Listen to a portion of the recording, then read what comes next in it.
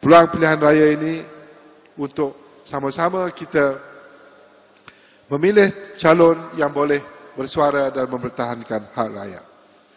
Saya faham sebagai bekas orang UMNO, saya tahu ramai di kawasan ini orang-orang UMNO di kawasan Serendam.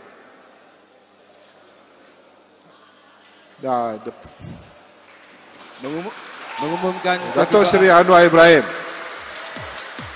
Ketibaan Datuk Seri Anwar Ibrahim, Ketua Umum Parti Keadilan Rakyat, Ketua Pembangkang Parlimen Malaysia.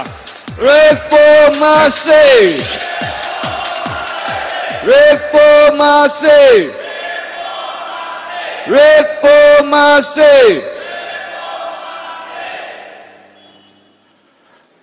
Terima kasih.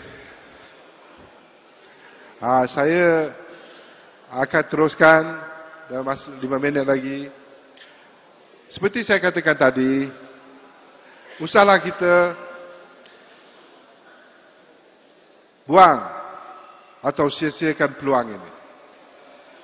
Peluang ini untuk kita memilih wakil rakyat yang boleh bersuara dan sanggup dan mampu. Saya harap dengan kemenangan Pakatan Rakyat, insyaAllah, kita akan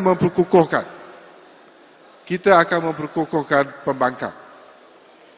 Dan kita perlu memperkukuhkan parti-parti pembangkang. Dengan banyaknya cara-cara yang kita dengar ataupun usaha-usaha yang dibuat oleh UMNO dan barisan untuk mencari pelompat-pelompat profesional ini, dan kita tak tahu siapa lagi yang akan melompat, adalah penting kita bersatu.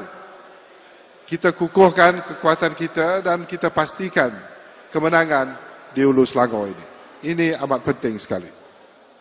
Akhir sekali, saya juga menyeru kepada tuan-tuan dan puan-puan bahawa komitmen saya, niat saya untuk berkhidmat kepada orang Hulu Selangor ini tidak boleh sesiapa pun mempersoalkan.